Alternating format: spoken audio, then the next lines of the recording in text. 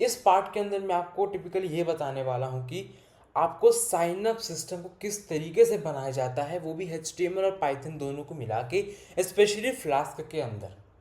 तो बिना कोई डिले किए शुरू करते हैं इस वीडियो को। Let's begin.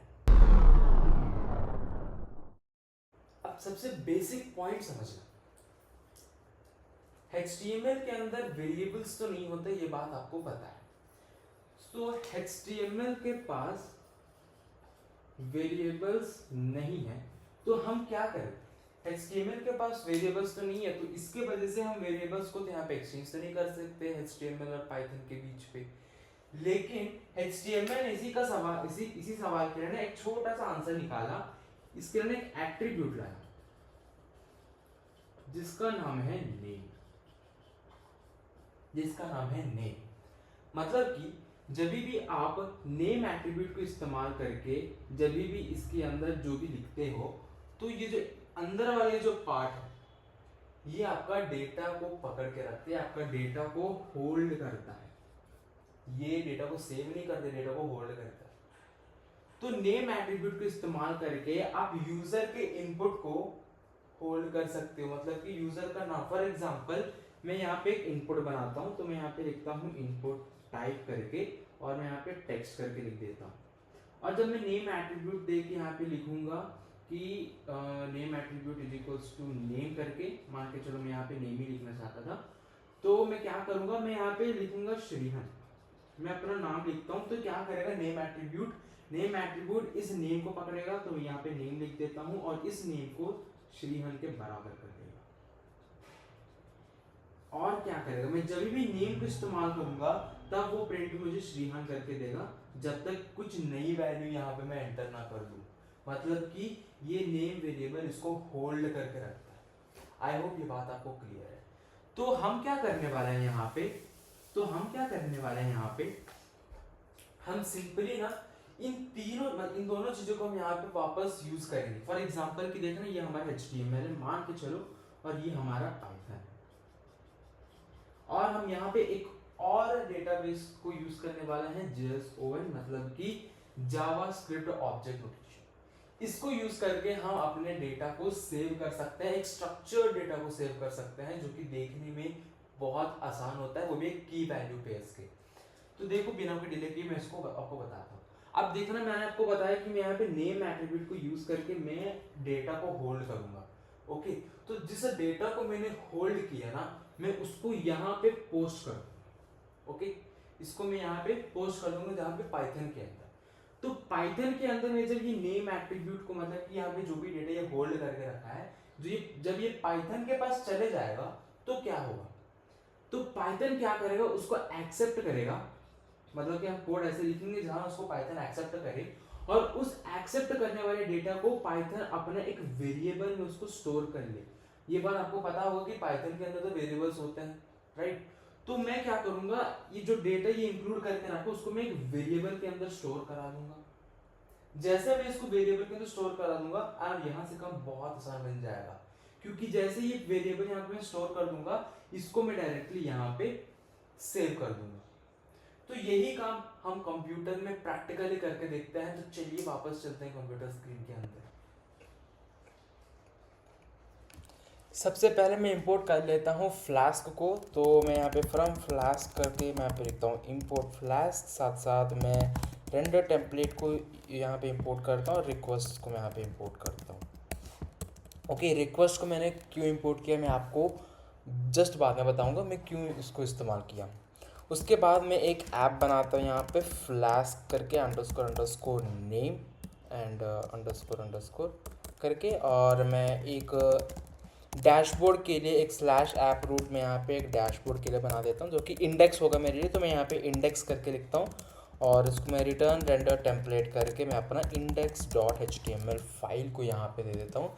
तो जैसे ही मैं इसमें app.run debug is equals to true करूँगा, तो क्या होगा, जैसे इसका जो URL आएगा, मतलब कि जैसे मैं इस प्रोग्राम को रन करूँगा, तो जो URL मेरे लिए बाहर आएगा, मैं जैसे इसमें क्लिक करूँगा, मतलब कि मैं जैसे कंट्रोल या फिर क्लिक करूँ या फिर कमांड क्लिक करूँ, तो ये मेरे लिए बेसिक होम पेज यहाँ पे मेरे ओपन कर देगा। तो आखिर में हम इसीलिए इसको देते हैं, नेक्स्ट क्या करना है देखना, इसके बाद हमें यहाँ पे एक साइन अप पेज को ऐड करना है, मतलब कि मुझे यहाँ पे साइन अप को ऐड करना है। तो उसके लिए मैं क्या करता हूँ, मैं अपने टेम्पलेट्स के अंदर जाके signup.html नाम का एक फाइल बनाता हूँ, और इसके अंदर मैं एक टेम्पलेट बना के इस डॉक्यूमेंट का एडिटिंग में यहाँ पे लिखता हूँ साइन अप। अब पॉइंट देखना, यूजुअली हम जब HTML के अंदर फॉर्म को इस्तेमाल करते हैं, मतलब कि फॉर्म टैग को इस्तेमाल करते हैं, तो हम फॉर्म एक्शन करके दिया करते थे, लेकिन हम यहाँ पे फॉर्म एक्शन की जगह हम फॉर्म मेथड को देंगे। यूजुअली आपको अगर चाहिए आप फॉर्म एक्शन भी दे सकते हो, I am not telling you to not to use that. आपको फॉर्म मेथड में आपको पोस्ट को इस्तेमाल करना पड़ेगा। पोस्ट मतलब कि method is equal to post में क्यों, आपको मैं अभी आपसे स्टेप को बताता हूँ। पोस्ट को मैं इसीलिए इस्तेमाल किया हूँ क्योंकि मैं इसके अंदर के एट्रीब्यूट्स को यूज़ करने वाला हूँ, जो कि name is equals to quotes के अंदर होने वाला है, राइट। तो इस एट्रीब्यूट को मुझे पोस्ट करना है मुझे पाइथन के अंदर। तो इसके लिए मैं क्या करूँगा, बार बार हर एक टैग के अंदर मुझे ये बार बार मेथड पोस्ट लिखने की नीड ना पड़े, तो मैं यही लिखता हूँ कि इस फॉर्म टैग के अंदर जितने भी नेम एट्रीब्यूट्स को मैंने इस्तेमाल किया वो सब चीज़ें पाइथन के अंदर ऑटोमेटिकली पोस्ट हो जाए, जैसे मैं वहाँ पे पाइथन के अंदर इस पोस्ट को कॉल करूँगा, मतलब कि गेट करूँगा। तो उसके लिए मैं सबसे पहले लिखता हूँ इनपुट टाइप टेक्स्ट करके, मैं यहाँ पे यूज़र का नेम लेना चाह रहा हूँ, मतलब कि यूज़र नेम के लिए मैं इस इनपुट फील्ड को बना रहा हूँ। तो मैं यहाँ पे प्लेस होल्डर करके लिखता हूँ एंटर योर नेम करके, एंटर योर नेम करके। अब देखना मैं यहाँ पे नेम एट्रीब्यूट को इस्तेमाल करके लिखता हूँ user name. You can give it any name, आप इसमें कुछ भी नेम दे सकते हो, you can give your own name also, okay. उसके बाद मैं यहाँ पे रिक्वायर्ड करके लिखता हूँ एंड देन सिंपली मैं यहाँ पे br करके इसको फिनिश आउट करता हूँ, ओके। तो इसका आउटपुट ज़रा देखते चलते हैं क्या अच्छे से बन रहा है कि नहीं बन रहा है। तो देखो यहाँ पे हमारा बेसिक सा इनपुट फॉर्म बन गया है। एंड नेक्स्ट फिर से मैं यहाँ पे इनपुट देता हूँ, एक सेकेंड, इनपुट टाइप करके इस बार मैं डायरेक्टली ईमेल गैदर करूँगा। तो इनपुट टाइप ईमेल करके मैं लिखता हूँ place holder enter your email ID करके, और सेम वे में मैं नेम एट्रीब्यूट को इस्तेमाल करके इसको मैं ईमेल देता हूँ या फिर कुछ भी लेबल देता हूँ जो कि मुझे याद रहे, ताकि मुझे बार बार फाइल्स को पलटाना रहे। तो मैं यहाँ पे फिर से लिख देता हूँ required and directly I come with br and br, okay. Final thing मैं यहाँ पे इनपुट टाइप करके नंबर लिखता हूँ, और इस नंबर के अंदर मैं प्लेस होल्डर लगा के एंटर योर फोन नंबर करके मैं यहाँ पे लिखता हूँ। एंड सिमिलरली नेम एट्रीब्यूट को इस्तेमाल करके मैं यहाँ पे नंबर लिखता हूँ। मैं आपको फिर से बता रहा हूँ, कुछ भी लिख सकते हो। रिक्वायर्ड करके मैं यहाँ पे फिर से br लगा देता हूँ। br लगाने से कुछ नहीं है कि जो हमारा टेक्स्ट है वो नीचे चलते जाएगा। एंड फाइनली हमें इनपुट टाइप या फिर बटन टाइप में, ये बहुत ध्यान रखना, ये हमेशा मिस कर देते हैं। हम हमेशा क्या करते हैं ना, बटन टाइप इनपुट टाइप लिख देते हैं, ठीक है, लेकिन हम ना यहाँ पे बटन लिखना या फिर हम लोग बटन टाइप बटन लिख देते हैं, तो इसमें ये काम नहीं करता है। हमें हमेशा सबमिट लिखना होता है, लेकिन हम हमेशा उसको रिवर्स में लिख देते हैं। तो यहाँ पे आएगा सबमिट, मैं यहाँ पे लिखता हूँ सबमिट एंड वैल्यू में यहाँ पे लिखता हूँ रजिस्टर, ओके। तो वैल्यू के अंदर मैं जो भी लिखूँगा वो यहाँ पे आ जाएगा। सिंपली अगर मैं इसको बटन को इस्तेमाल करके मैं अगर आपको बताऊँ तो सिंपली आपको बटन टाइप करके आपको सबमिट लगाना पड़ेगा और बस इसको क्लोज करना पड़ेगा। मैं यहाँ पे लिख देता हूँ कि रजिस्टर। ये दोनों आपके लिए काम करेंगे, लेकिन टाइप हमारा सबमिट होना चाहिए what ever you use, okay. तो मैं कॉमनली इनपुट टाइप सबमिट को इस्तेमाल करूँगा। तो देखो यहाँ पे मेरा काम हो रहा है and I can give all the inputs here, okay, yes. तो मैं क्या करता हूँ, अभी इसको कॉपी करते हैं और चलते हैं हमारे ChatGPT के पास और बोलते हैं कि make this HTML code handsome करके, और मैं यहाँ पे उसको हमारे HTML फाइल देता हूँ। अब क्या करूँगा देखना, मैंने पहले क्या बोला, मैंने पहले ये बोला कि मैं क्या करूँगा, जो भी मैं नेम एट्रीब्यूट के अंदर जो भी डेटा को मैंने होल्ड करके रखा है उसको मैं पाइथन के अंदर भेजूँगा। तो मैंने क्या किया, मैं यहाँ पे मेथड को पोस्ट किया, मतलब कि मैंने यहाँ पे उसको भेज दिया। मैं बोले कि ले भाई तू बाहर जा, लेकिन पाइथन क्या करेगा, जब वो बाहर से आएगा तो उसको एक्सेप्ट करने के लिए मुझे यहाँ पे रिक्वेस्ट की मदद लगी। तो इसीलिए मैं यहाँ पे रिक्वेस्ट को यूज़ किया हूँ। अब क्या करूँगा, मैं एक ऐप रूट बनाऊँगा, app.root करके, और मैं यहाँ पे /signup करके लिखता हूँ एंड यहाँ पे मैं कॉमा लगा के मेथड्स करके यहाँ पे लिखता हूँ, जो कि गेट कॉमा पोस्ट होगा, ओके। मैंने यहाँ पे गेट को इसीलिए इस्तेमाल किया क्योंकि मुझे उसका एक्सेप्ट करना पड़ेगा जो कि HTML ने हमें भेजा है। एंड मैं यहाँ पे पोस्ट को इसीलिए इस्तेमाल किया क्योंकि मुझे इसको फिर से बाद में पोस्ट करना पड़ेगा हमारे JSON फाइल के भी अंदर। नेक्स्ट मैं यहाँ पे डेफ साइन अप करके एक फंक्शन बनाता हूँ। सिंपली आप जो भी चाहे आप इसको बना सकते हो। नेक्स्ट क्या करूँगा, नेक्स्ट हमें डायरेक्टली रिटर्न करके नहीं लिखना है, हमें यहाँ पे रिटर्न रेंडर टेम्पलेट करके मैं यहाँ पे signup.html दे दूँगा। ओके, और मैं देखना क्या करूँगा, जैसे मैं इस फ्लास्क को रन करूँगा तो ये एज यूजुअल ओपन हो जाएगा, ठीक है।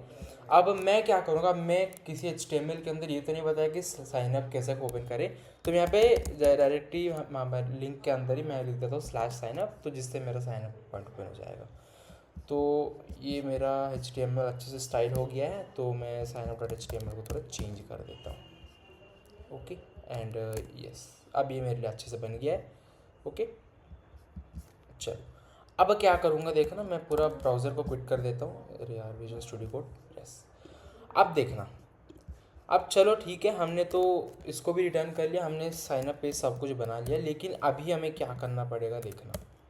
अभी मैं इफ़ करके request dot method I think, हाँ, request dot method is equal to post, मतलब कि अगर हमारा साइनअप, अगर हमारे HTML के अंदर ये मेथड पोस्ट है तब क्या होना चाहिए लिखेगा, तब क्या होगा, यूज़र नेम। मैंने यहाँ पे पाइथन का एक वेरिएबल बनाया हूँ। ये यूज़र नेम क्या है भाई, ये यूज़र नेम एक वेरिएबल है पाइथन के अंदर। अब मैं क्या करूँगा, जो डेटा मेरे नेम एट्रीब्यूट होल्ड करके रखा है HTML के अंदर उसको कॉल करूँगा by using request.form.get। Okay, request.form.get क्या करेगा, जहाँ भी आप मैं यहाँ पे यूज़र नेम जैसे लिखूँगा तो ये क्या करेगा, यूज़र नेम को ढूंढेगा। ये पहले जाएगा हमारे पोस्ट के पास और जाएगा कि यूज़र नेम कहाँ है, तो देखो यहाँ पे है, और इस यूज़र नेम के अंदर जो डेटा ये होल्ड करके रखा है तो इसी डेटा को ये क्या करेगा, यहाँ पे हमारे यूज़र नेम के अंदर अपेंड कर देगा। ओके, तो जो यूज़र नेम बनेगा मेरा वो उसी का ही बराबर होगा जो डेटा हमारे HTML का नेम एट्रीब्यूट होल्ड करके रखा है। सिमिलरली मैं यहाँ पे ईमेल के लिए भी बनाता हूँ, सिंपली request.form.get करके, एंड 1 सेकेंड मैं यहाँ पे ईमेल लिखता हूँ, एंड इस बार नंबर करके मैं एक और वेरिएबल बना के लिखता हूँ request.form.get, एंड सिंपली मैं यहाँ पे नंबर भी लिख देता हूँ। ओके, अब क्या करूँगा, अब जब मेरे पास ये वेरिएबल्स आ जाएंगे तो मैं क्या करूँगा, मैं अभी इन वेरिएबल्स को यूज़ कर सकता हूँ पाइथन के अंदर, ये मेरे लिए लोकली अवेलेबल हो गया है। तो अभी मैं क्या करूँगा, अभी मैं एक छोटा सा एक चीज़ को इंपोर्ट करूँगा जिसको हम बोलते हैं JSON, मतलब कि वही लाइब्रेरी है जो जिसके अंदर हम डेटा को सेव करने वाला है। एक्चुअली मैं आपको एक बात बताता हूँ, JSON ही नहीं, यहाँ पे CSV होता है, SQL होता है, SQLite 3 होता है, मतलब कि आप कोई सा भी डेटा टाइप्स को यहाँ पे इंपोर्ट करके काम कर सकते हो, लेकिन हम यहाँ पे JSON को इस्तेमाल करेंगे एंड हम यहाँ पे OS को इस्तेमाल करेंगे। ओके, OS को इस्तेमाल करके मैं क्या करूँगा, मेरे कंप्यूटर के अंदर फाइल्स को एक बार सर्च करा दूँगा कि इस सेम नेम का फाइल है कि नहीं है। अभी आपको समझ में नहीं आएगा, मैं अभी करके दिखाता हूँ। मैं क्या करता हूँ, यहाँ पे फाइल नेम करके एक वेरिएबल बना के यहाँ पे लिखता हूँ data.json। अब मैं क्या करता हूँ, मेरे प्रोजेक्ट फोल्डर के अंदर जाके data.json नाम का एक फ़ाइल बना लेता हूँ, एंड सिंपली ये मेरा data.json बन गया। और अभी मैं क्या करूँगा, मैं ये बताऊँगा कि अगर मेरे कंप्यूटर के अंदर data.json फाइल है तो इसके लिए मैं लिखता हूँ if os.path.exist करके, मैं यहाँ पे लिखता हूँ फाइल नेम, एक्चुअली क्या था ये, file name, right, file name. तो क्या होगा, इसको ओपन करेंगे। अगर मेरे कंप्यूटर के अंदर फाइल नेम नाम का अगर फाइल है, मतलब कि data.json नाम का अगर एक फ़ाइल है, तो क्या करेगा, वो ओपन करेगा मेरे फाइल को, ओपन करेगा मेरा फाइल को, वो भी रीडिंग मोड के अंदर एज f। ओके, आपको ये 2 लाइन अभी समझ भी नहीं आएगा, मैं आपको जस्ट अभी जाके बताऊंगा क्या होगा। और data is equals to JSON.load को यूज़ करके मैं यहाँ पे f कर देता हूँ। अब आपको ये 3 लाइन तो समझ में नहीं आया होगा, तो चलिए एक बार चलते हैं बोर्ड के अंदर, मैं आपको उसको क्लियरली समझाता हूँ क्या है वो। if os.path.exist with open data is equals to JSON.load करके मैंने इन 3 लाइन को लिखा है, जो कि आपको बिट ऑफ कंफ्यूजिंग लग सकता है। देखना क्या है यहाँ पे और इसके अंदर क्या यूज हो गया है। हमने यहाँ पे इंपोर्ट किया किसको, JSON को, आपको ये बात पता है, और साथ साथ मैंने OS को भी इंपोर्ट किया, राइट। JSON क्या आपको पता है, ये एक डेटाबेस का मतलब कि डेटा को स्टोर करने वाला फाइल है, और ये इसको हम इसीलिए यूज करते हैं। OS क्या करता है देखना यहाँ पे, OS क्या करता है, ये मेरे कंप्यूटर के अंदर कमांड्स को फॉलो करेगा जो कि मैं बोला हूँ। ये मेरे कंप्यूटर के अंदर कमांड्स को फॉलो करेगा जो कि मैं बोला हूँ। फॉर एग्जाम्पल मैं बोलूँगा कंप्यूटर को कि तू जाके मेरे कंप्यूटर के अंदर ब्राउजर को ओपन कर दे, जैसे कि क्रोम को ओपन कर ले, तो क्या करेगा कंप्यूटर, उसको ओपन करेगा। इसी तरीके से मैंने क्या किया, इस एक लाइन को इस्तेमाल किया हूँ if os.path.exist। मैंने इसको एक कंडीशन बताया है एक्चुअली। अब इसको हटा देते हैं if को, तो ये कंडीशन नहीं है, ये एक लाइन के आपको दिख रहा होगा os.path.exist। ये क्या करता है कि मैं इस ब्रैकेट के अंदर एक फाइल नेम लिखा था, जो फाइल नेम किसको रिप्रेजेंट करता है, हमारा data.json को, क्योंकि मैंने उसको पहले से एक वेरिएबल के अंदर बंद करके रखा है। तो मैंने क्या किया उसमें, मैंने ये बोला कि अगर मैं यहाँ पे if को इसलिए इस्तेमाल किया, अगर मेरे कंप्यूटर के अंदर इस फाइल नेम नाम का, अगर इस data.json नाम का अगर एक फाइल है, तो तेरे को क्या करना है, उसको ओपन करना है। तो इसीलिए मैंने यहाँ पे क्या लिखा, विद ओपन। किसको ओपन करना है, इसको ओपन करना, तो मैं इसके अंदर फाइल नेम दे दिया। नेक्स्ट मैंने यहाँ पे रीडिंग करके लिखा, तो ये R और एक होता है W, ये दो यहाँ पे यूज होता है। पहला होता है हमारा R, दूसरा होता है हमारा W। ये दोनों क्या रिप्रेजेंट करते हैं देखना, R यानी कि रीडिंग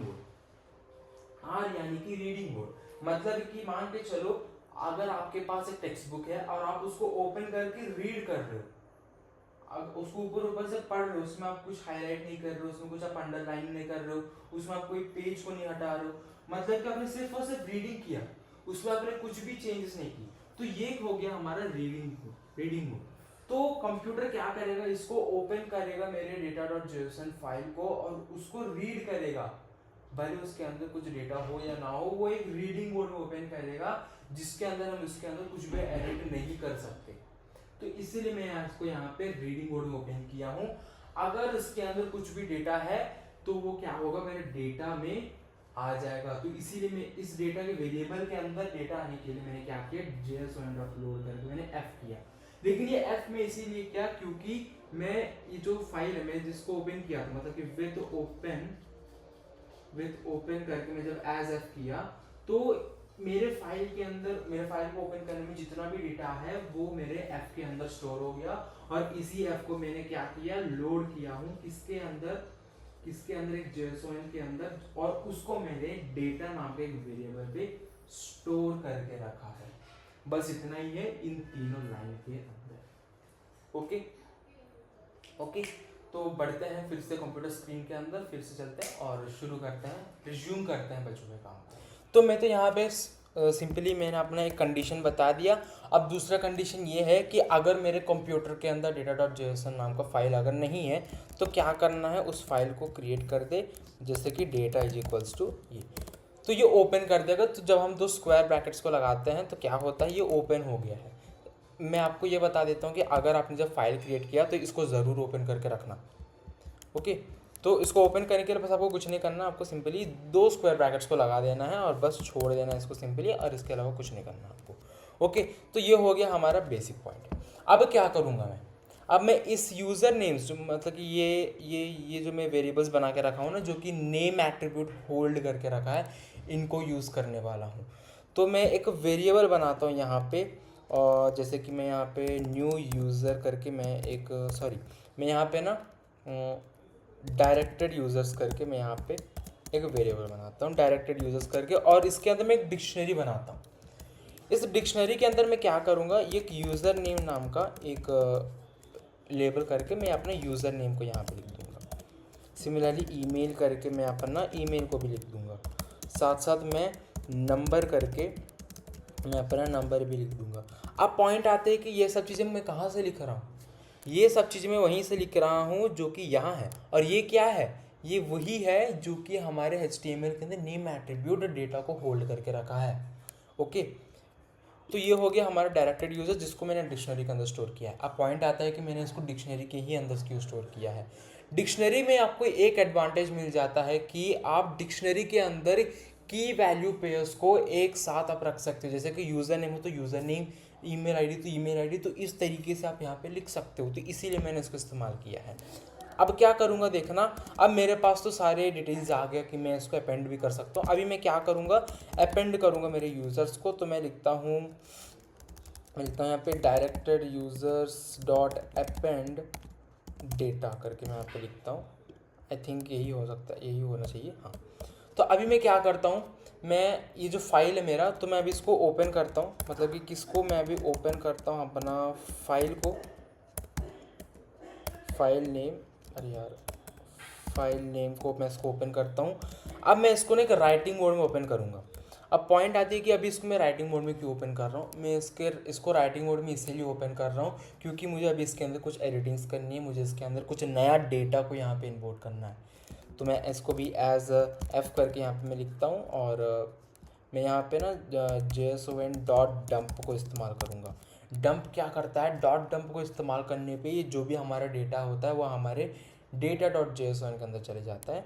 तो मैं यहाँ पे data.dump करके मैं यहाँ पे लिखता हूँ अपना डेटा को और मैं अपना फाइल को, साथ साथ मैं इसको इंडेंट इज इक्वल्स टू 4 कर देता हूँ। अब इंडेंट इज इक्वल्स टू 4 करने से क्या होगा देखना, जब मैं इंडेंट इज इक्वल्स टू 4 करूँगा, तो जब मैं अगर इंडेंट इज इक्वल्स टू 4 करूँगा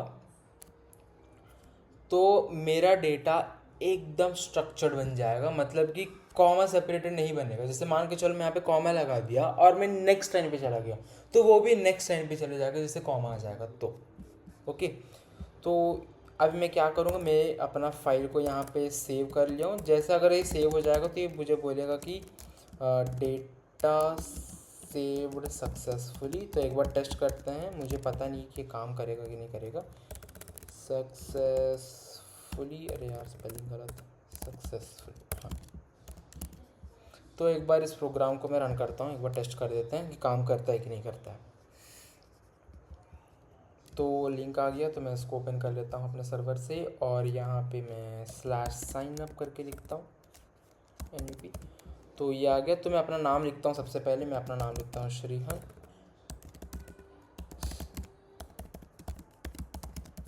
.com और A2 मैं यहाँ पे अपना नंबर लिख देता हूँ कुछ भी। तो ये बोल रहा है कि अच्छा, आई थिंक ये गलत हो गया होगा, एक सेकेंड। मैं यहाँ पे लिखता हूँ डायरेक्टेड यूज़र्स, हाँ एक्चुअली मुझे डेटा को अपेंड करना पड़ेगा यूज़र्स को। तो यस, मैंने इसमें यहाँ ये गलती कर दिया है, थैंक यू। आई होप यही हो सकती है, एक बार चेक करता हूँ मैं यहाँ पे स्लैश करके एक बार साइनअप करके इसको रन करते हैं। श्रीहन करके मैं यहाँ पे लिखता हूँ, मैं अपना ईमेल आईडी लिखता हूँ यहाँ पे और नंबर लिख देता हूँ। तो ये बोल रहा है कि डेटा सेव सक्सेसफुली। एक बार जाके देखते हैं, ये देखो मेरा डेटा यहाँ पे सेव हो गया है। So this is how we can create a sign up system and we can save the data in a particular file. तो आप ना यहाँ पे कुछ भी सेव कर सकते हो, इवन तो आप यहाँ पे यूज़र पासवर्ड्स वगैरह सब सेव कर सकते हो। लेकिन एक छोटा सा कंडीशन आ जाता है कि जब भी आपको ना पासवर्ड सेव करने होती है तब आपको एक लाइब्रेरी, एक चीज़ को इंपोर्ट करना होता है जनरेट करके, मतलब कि यहाँ पे हम इंपोर्ट करेंगे फ्रॉम work.security हम इंपोर्ट करते हैं जनरेट पासवर्ड हैश एंड कुछ तो करता है, I think I forgot it. So मैं आपको नेक्स्ट वीडियो के अंदर उसी को बताने वाला हूँ। तो मिलता है अगले वीडियो के अंदर। Stay tuned, subscribe to this channel, will meet in another video.